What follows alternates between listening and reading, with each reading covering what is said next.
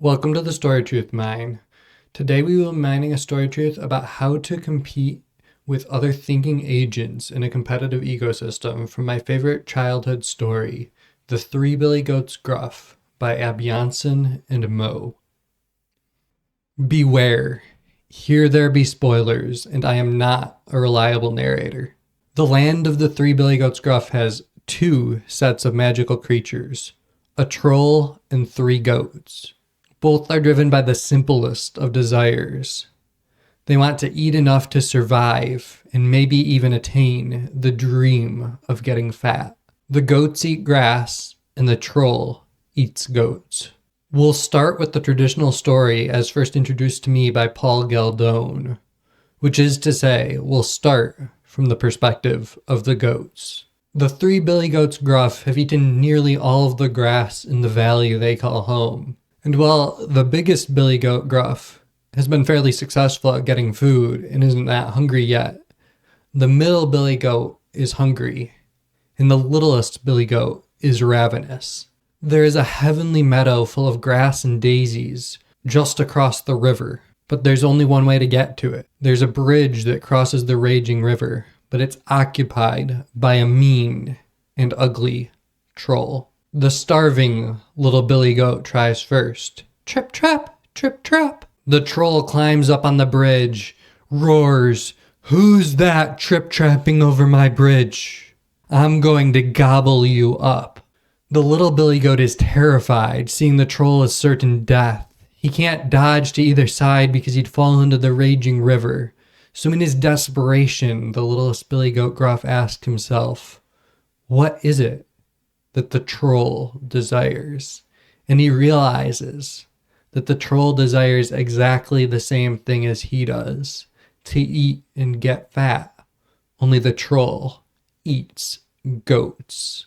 So the little Billy Goat, quick on his feet, tells the troll, "If you eat me, I will scream and I will bleat, and I will make sure that my brothers never come across this bridge, because they'll be so terrified of you. But if you let me go, if you let me graze on the hillside, my brothers will see me, and shortly they will be along to eat the grass on the other side, and they would make a much bigger meal than I, the littlest Billy Goat Gruff."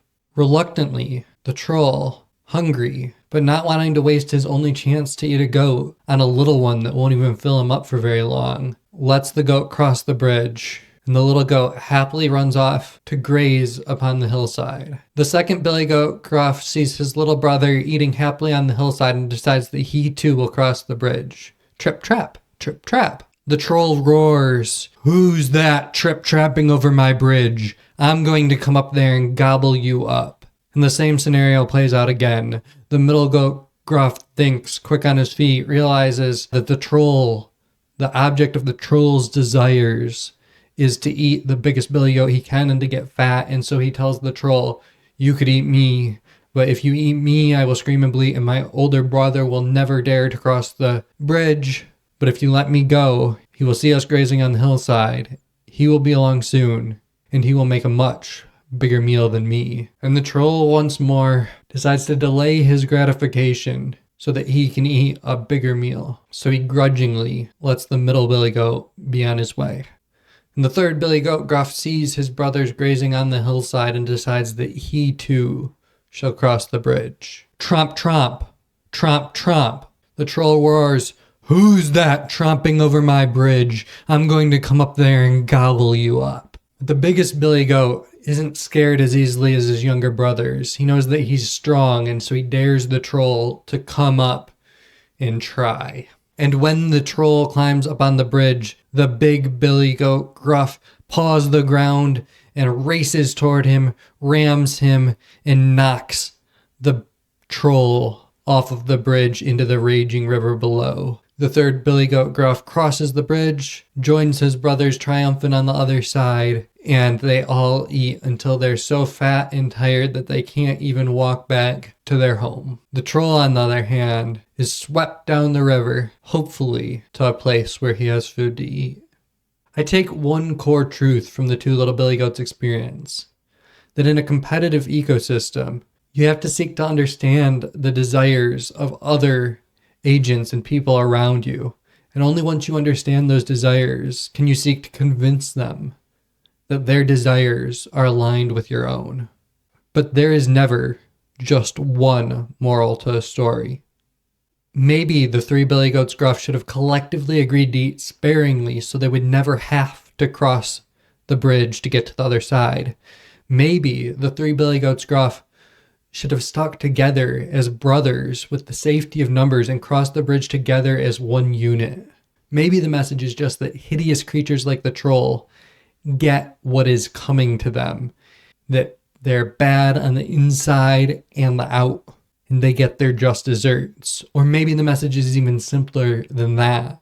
Maybe the message of the three Billy Goats Gruff is just that words have power. Let me know your story truths in the comments below. That said, the reason that I believe the core truth to be the power of understanding desires isn't actually because of the words of the two clever little Billy Goats. Let's re-examine the story, but start earlier and from the perspective of the troll. The troll eats goats. He's stronger than the goats at first, and he's even capable of a brief straight line burst of speed faster than a goat. But the three Billy Goats Gruff do not live together in a cage within easy reach of one another. They live in a valley with no cover to sneak up on the goats from, just grass. And unfortunately for the troll, he's not as nimble or athletic as the Billy Goats, and he certainly doesn't have their endurance.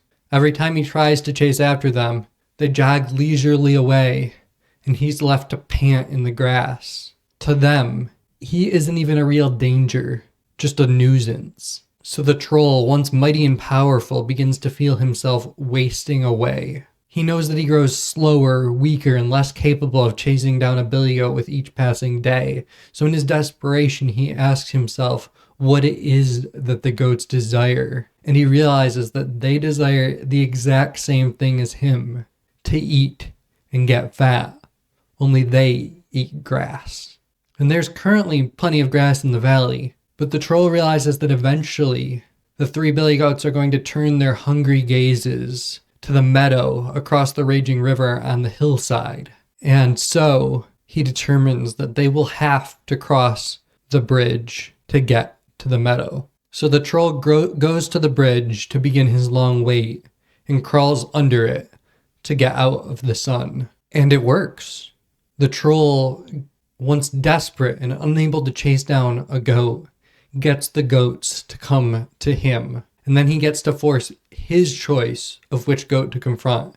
Only it works too slowly, and the troll is unable to kill and eat the big Billy Goat Gruff when the time comes.